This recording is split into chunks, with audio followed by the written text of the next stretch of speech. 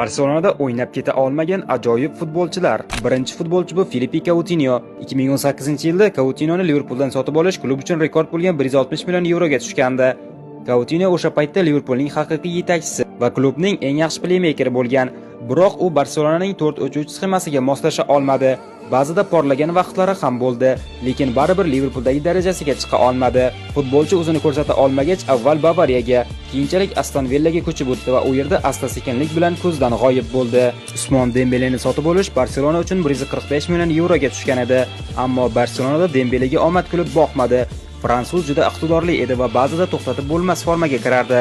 Barsadagi 6 mavsum davomida 26 yoshli futbolchi turli jarohatlar tufayli 117 o'yinni o'tkazib yuborishga majbur bo'ldi va oxir-oqibat Barselonani tark etishga qaror qildi.